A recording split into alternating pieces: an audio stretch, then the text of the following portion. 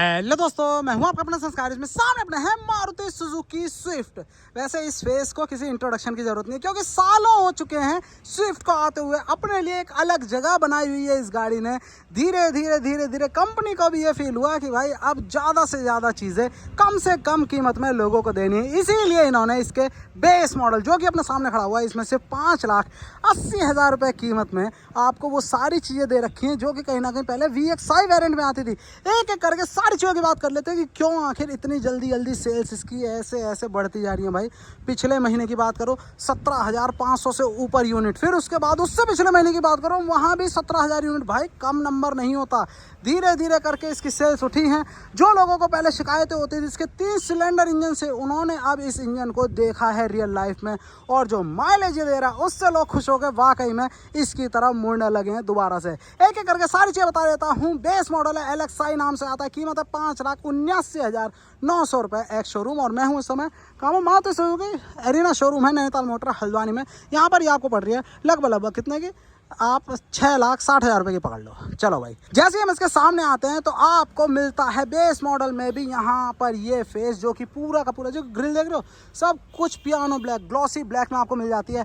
Headlamp भी अंदर glossy black है, स्मोकी फील है पूरा। सिर्फ ये आपको दिखती है स्ट्राइप, जो कि ऐसा फील करवाती है कि भाई DRL है, धूप में चमकती हुई, लेकिन नहीं, अंदर सिर्फ क्रोम का पार्ट है। अंदर आपको प्रोजेक्टर मिल जाता है जो कि हाई एंड लो एक अकेला प्रोजेक्टर ही काम करता है। अंदर हेलोजन बल्ब लगा हुआ है, लेकिन इसमें LED लग जाती है जो कि बिल्कुल वाइट प्रीमियम से रोशनी देती है। नीचे आपको मिल रहा है पायलट लैंप छोटा सा और साथ में इंडिकेटर। सब कुछ ही हेलोजन ही है, ये समझ लो। बस प्रोजेक्टर है जिसके अंदर आप लगवा लोगे LED। नीचे कोई भी आपको जगह नहीं मिलती फॉग लैंप लगाने के लिए, लेकिन शोरूम से ही आप इसको लगा सकते हो एक्सेसरी के अंदर। ओवरऑल सामने का लुक देखोगे कहीं से कहीं तक आपको ब्लांड सा या फीका सा टिपिकल बेस मॉडल वाला फील नहीं देता। अब आ जाते हैं इसके साइड प्रोफाइल की तरफ। तो ये है कुछ साइड से गाड़ी।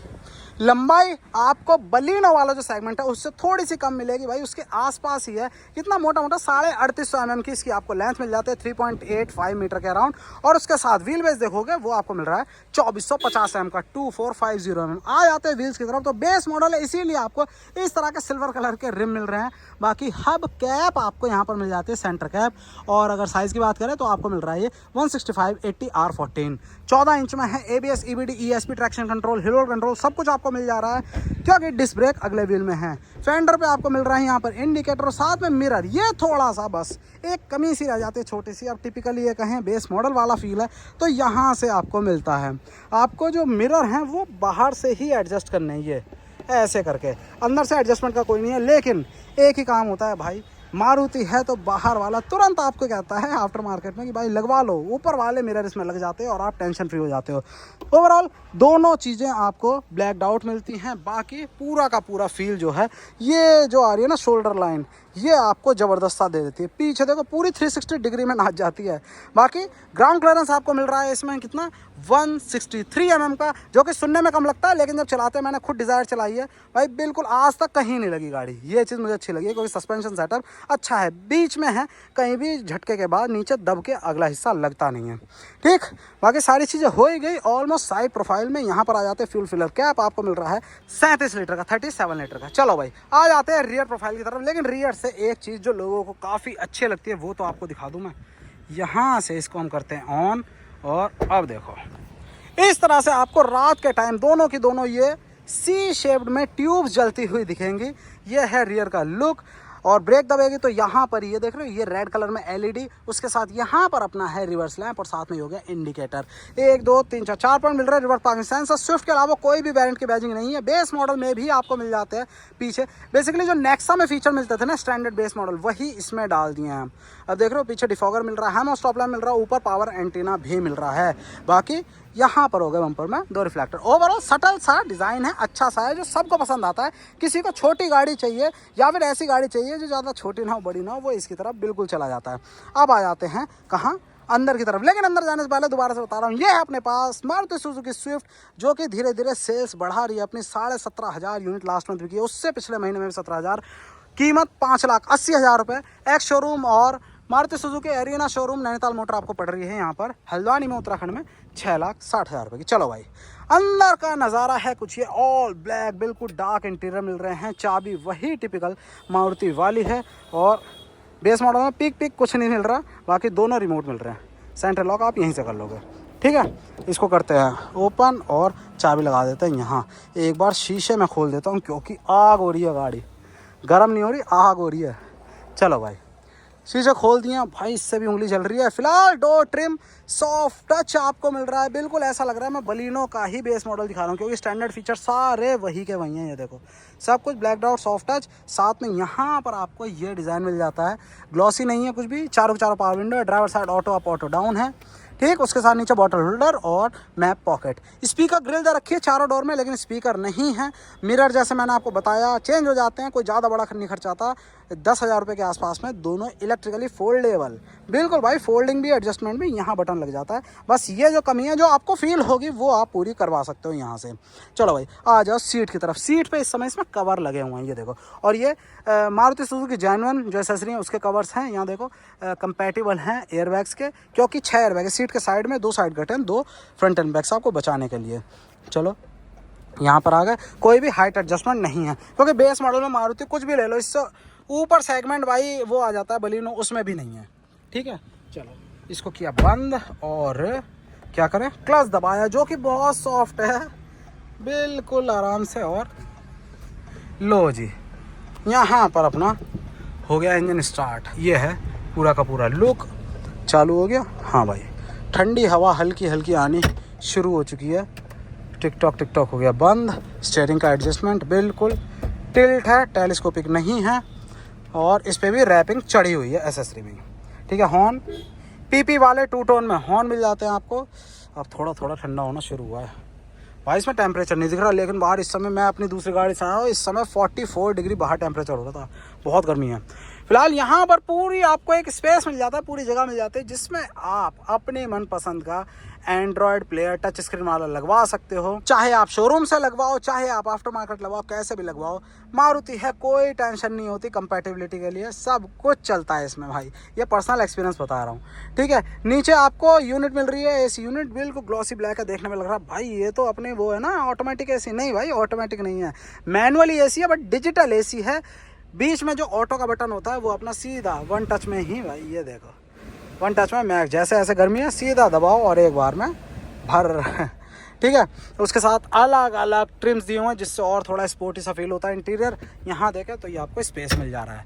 डे नाइट वाला कुछ सी नहीं है, लेकिन ज़्यादा बड़ी चीज़ नहीं है। वैसे तो मेरे पास वैगन आर थी पहले, उसमें डे नाइट नहीं आता था, मैं इसको ऐसे ऊपर कर देता था रात के टाइम पे, लेकिन सही नहीं है वो आज के टाइम पे। अगर आपको करना है तो भाई चेंज करा सकते हो इसे, सस्ती सी आइटम होती है वो डे नाइट वाला, मैनुअल एडजस्टेबल लग जाता है। यहाँ हो गए लैम्प, उसके साथ यहाँ कुछ नहीं है, उसके साथ यहाँ पर भी कुछ नहीं है, और हेडलैम्प मैनुअल है, साथ में वाइपर मैनुअल है। क्लस्टर देखोगे, क्लस्टर आपको ये कुछ मिल जा रहा है।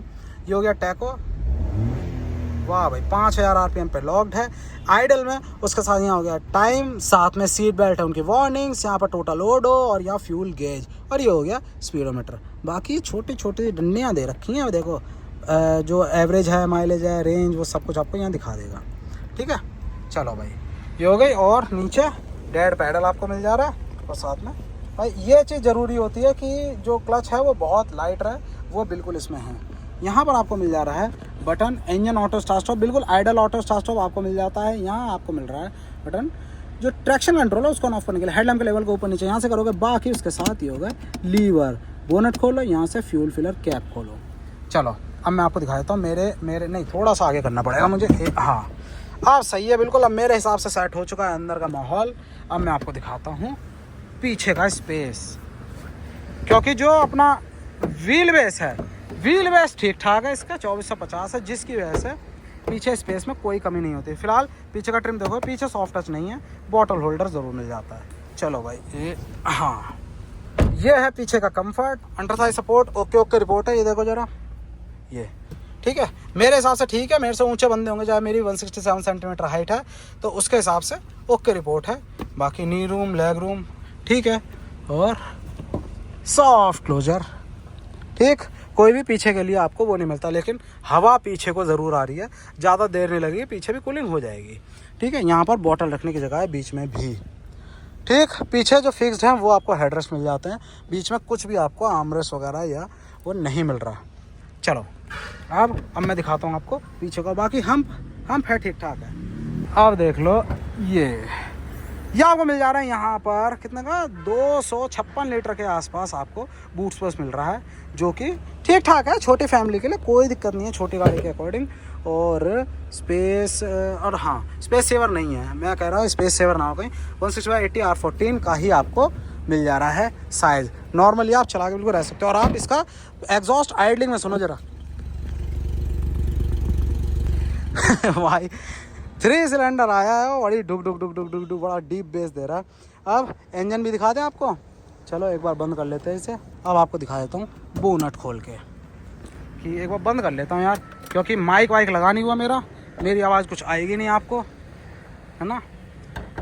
ये लो जी, ये आपको यहाँ मिल जाता है नया वाला Z सीरीज़ का 3 सिलेंडर, जिसके लिए लोगों ने बहुत क्रिटिसाइज़ करा जैसे ही ये गाड़ी के साथ ये लॉन्च हुआ था। लेकिन जब ये लॉन्च हो गया उसके बाद करीब ऑलमोस्ट साल भर होने ही जा रहा है इसको बिकते हुए, हाँ साल भर हो चुका है, तब लोगों ने इसकी अहमियत समझी, क्योंकि माइलेज किंग बन चुका है भाई ये। वैसे तो पावर दे रहा है 80 bhp और साथ में टॉर्क दे रहा है लबा आपको 110 Nm का, लेकिन जो माइलेज है इसकी भाई, जो इसका वो है ना मीटर है, मीटर से कभी भी 20 से नीचे रहता ही नहीं है ये। आप इसको भगाओ फिर थोड़ा सा नॉर्मल चलाओ, अपने आप फिर से 20 पे आ जाएगा। और एक्चुअल नहीं है, ये नहीं है कि सिर्फ मीटर पे 20 दिखा रहा है भाई, ये देता भी है। ये अल्टीमेट इंजन बन चुका है। पावर डिलीवरी और रिलायबिलिटी में भी कोई इशू नहीं है। 3 सिलेंडर के हिसाब से अंदर वाइब्रेशन वगैरह ज़्यादा नहीं आते, जो कि टिपिकल 3 सिलेंडर का नेचर होता है, वो चीज़ इसमें नहीं दिखती। बाकी सब कुछ ओके रिपोर्ट ही है। धीरे धीरे टाइम लगता है चीज़ों को रिकवर होने में, और इसके सेल्स नंबर्स बता ही रहे हैं। शुरुआत में जब ये लॉन्च हुई थी भाई 8,000 8,500 यूनिट पे आ चुकी थी ये गाड़ी, लेकिन अब देखो ABS EBD यूनिट और बाकी ये पूरा का पूरा सेटअप, लेकिन अब दोबारा से ये 17,000 17,500, मैं 2026 की बात करूं, मिनिमम इसकी 14,000 यूनिट रही है, नहीं तो 14,000 15,000 17,000 ऐसे ही यूनिट ये मंथली बिक रही है। और चाहिए क्या किसी को, यही भरोसा होता है माइलेज के लिए। अगर आपको गाड़ी चाहिए भाई, इससे ऊपर 20,000 रुपये ऊपर डल के आपको बलिनो मिल जा रही है, आप बिल्कुल बलिनो ले सकते हो। इससे एक सेगमेंट, एक मतलब आधा कदम ऊपर है वो। लेकिन अगर किसी को कोई फ़ैन है अपनी स्विफ्ट का और साथ में माइलेज चाहिए तो भाई बहुत बढ़िया माइलेज दे रही है ये। अगर आप दिल्ली आना जाना करते हो, जैसे 500, मैं अपने यहाँ की बताऊँ, हल्द्वानी से दिल्ली आना जाना करते हैं, लगभग 600 किलोमीटर हम गाड़ी चलाते हैं, उसमें गाड़ी जो मीटर है उसमें लगभग 21 साढ़े 21 का रिटर्न करती है। इससे बढ़िया कुछ नहीं है। आज के टाइम पे फ्यूल महंगा है, आप बिल्कुल इसको कंसिडर कर सकते हो और लोग कर भी रहे हैं। तो भाई गाड़ी आपको कैसे लगी, वीडियो कैसा लगा बताना ज़रूर। यह थी अपने आगे स्विफ्ट LXI बेस मॉडल, कीमत है 5,79,900 रुपये, यानी 5,80,000 ही पकड़ लो। और मैं उस समय नैनीताल मोटर में, हल्द्वानी में, उत्तराखंड में, यहाँ पर आपको बढ़ रही है मोटा कितने की 6,60,000 रुपये की। अब इस 6,60 में भी आपको डिस्काउंट्स हैं, वो आप नीचे नंबर दे रखा है, वहाँ जाके बात कर सकते हो, पता कर सकते हो। गाड़ी आपको कैसे लगी, वीडियो कैसा लगा बताना जरूर। आपको गाड़ी अच्छी वीडियो चलाओ तो प्लीज़ लाइक करना, वीडियो को शेयर करना, दोस्तों का सब्सक्राइब करना संस्कार चैनल को। जय हिंद।